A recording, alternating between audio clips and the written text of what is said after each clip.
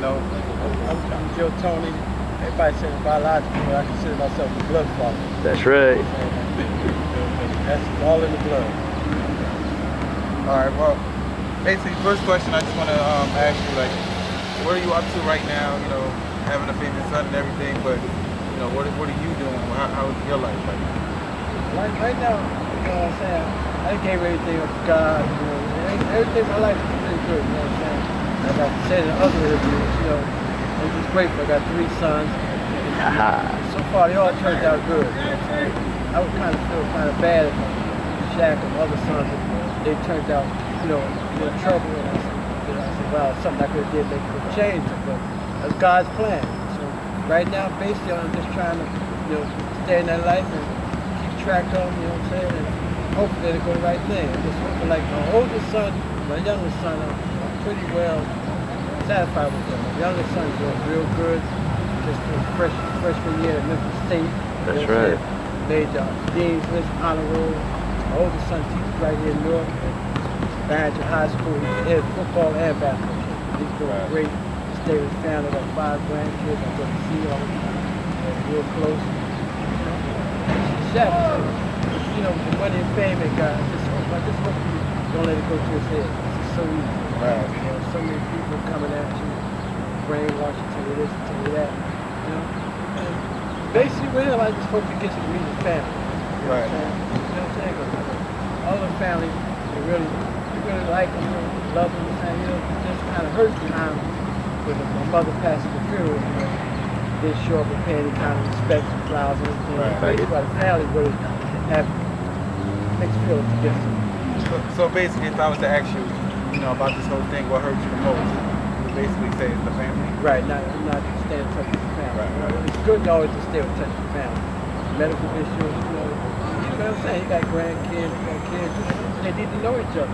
You never know, they might meet each other, you know what I'm saying, like each other, then find out their family. You know what I'm saying? Well, a lot of people seem to think that, you know, you weren't around or you didn't bother, or you didn't care, and a lot of people wondering, well, you know, did you just sit around and find out, oh my God, I see my son on TV and now you want to come out? Like, people want to know what happened to you, where were you at, what was going on during all this time? Well, that's part of the media hype. Most people come from stepfather age. You know what I'm saying? I don't know what they're scared of me come back into his life. It wasn't his life like the first 15 years, because when he was like about 6 months old, you know, I was out there in the street, I got into a lot of trouble. Like I said, this was like 15 years. Right. You know what I'm saying? I went through like 10 straight down in the 7-year-old Electric, Kentucky. That's where we lost touch.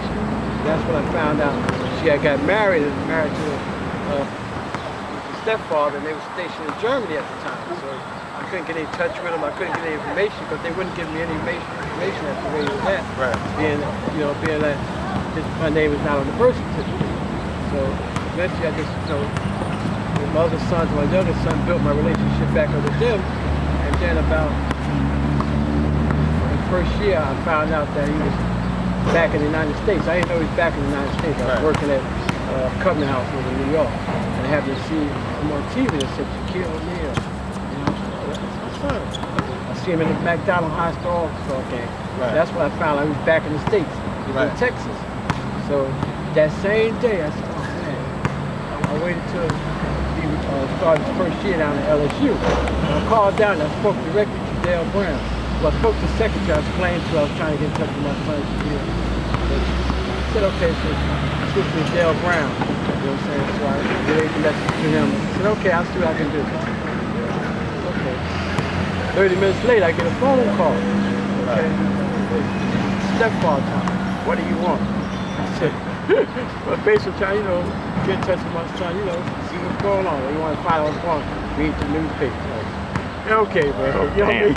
So you want to know what's going on, so you said read the newspaper. You know, so I hear his mother gets on the same line. They got 3-way. She said, I said, no, you know, I just, you know, say, really, I really ain't got nothing to say to him. You know what I'm saying? You know what I'm saying?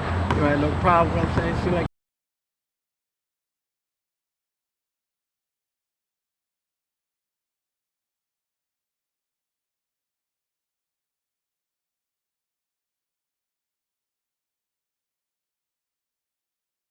Raised a pretty good kid. Basically, you know, keep in touch and see what's going on. Right. Mom, with this no problems and no trouble. I ain't trying to start no problems and trouble, you know what I'm saying? Okay, well, we're gonna have to get in touch with you. Just give me a little bit of time. We need to explain everything to you. Everything. I said, okay. So I waited like a week. They had gave me a number. The number I called wasn't.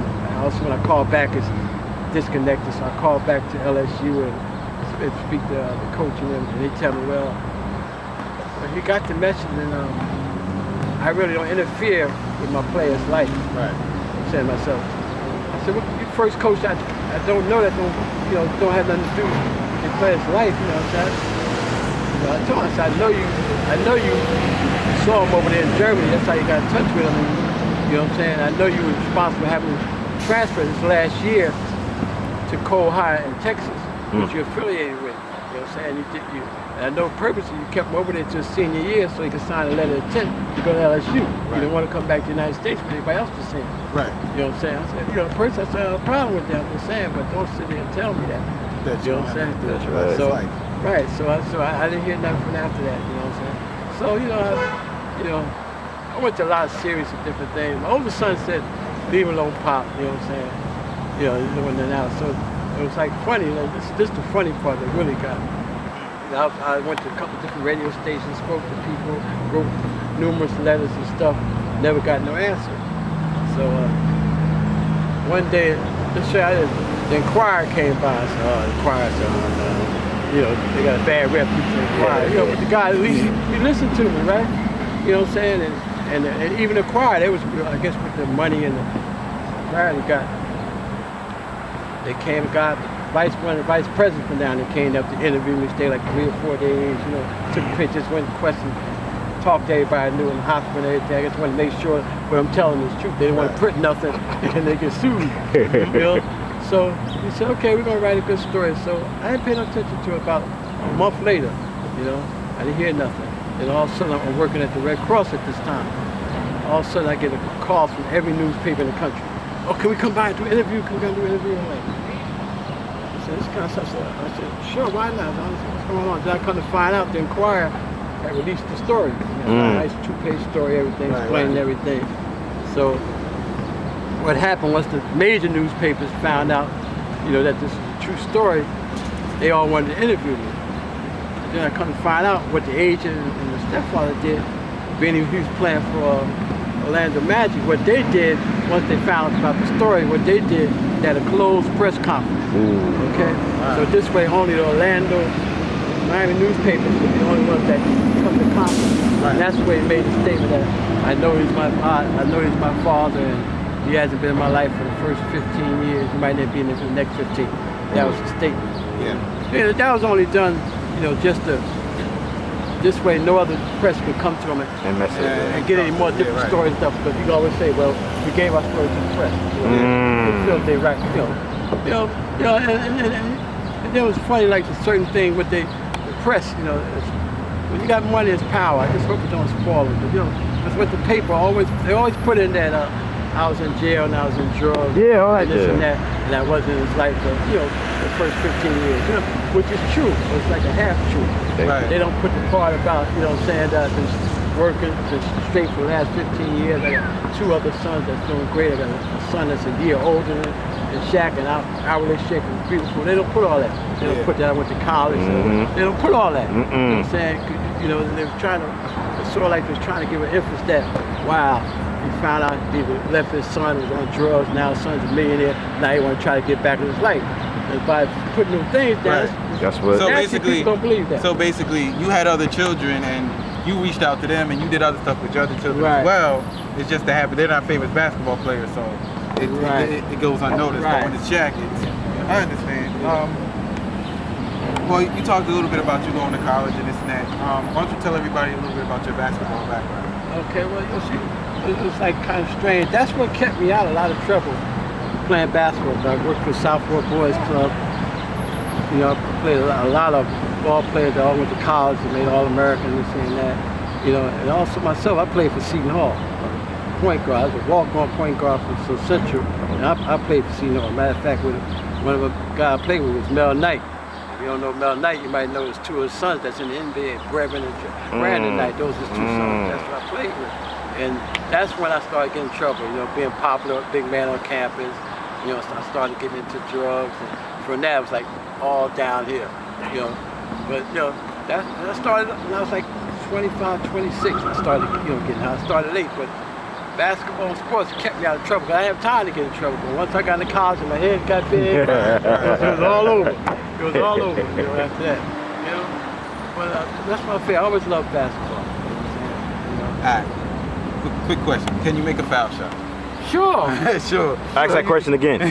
Can you make a foul Sure, shot? I can make a foul So the shot. gene of not being able to shoot foul shots doesn't come from you, right? Nah, Okay. the foul shot it's been from his trainer from down on. He was never really taught the right way to shoot foul shots. So you think if you could have helped him with that foul Oh, sure, foul Yeah. shot, yeah. Because he really sucks, man. I'm sorry. Okay, so all right, well, let's get a little bit on Shaq and his rapping. He made several years ago. He made the song "Biological Didn't Bother." How do you feel about that song and like the message in that song, and or did you receive any kind of people saying anything about you from that song or anything? No, it was, you know, at first I said, whoa, I mean, he's not big enough to write a rap song about me. I thought he didn't want to be bothered, you know what I'm saying? I just, you know, just trying to get in touch with him. I ain't asked for nothing, you know, these stories about him trying to this and that. I did thousands of interviews, this and that. I never got a penny. You know, it wasn't even about that, you know what I'm saying? Basically, I just, like, I wanted to reach out and just, you know, tell him my side. And as to this day, I still have personally sat down with him one-on-one and spoke to him, you know? You know what I'm saying? And, you know, and like I left numerous messages, you know what I'm saying? You know, like I said, I left it up to God's hand. I did what I could do. I reached out, you know what I'm saying? And basically up to him. It'd be easier for him to find me with his resources than me to get in touch with him. Right, so that's right. Whenever he's ready, you know what I'm saying? And I come to find the whole thing is basically, you know, it's like two people are basically running his life. It's stepfather and the agent. It's so much, you know, it's been so much done to keep him away, not only from me, but from my family. Right. You know, and you know, I don't feel right. I said, hopefully, as he grows up and have kids, you know what I'm saying? He'll come to realize, you know, you need to know your family. You know what I'm saying? That's right. Okay. You know,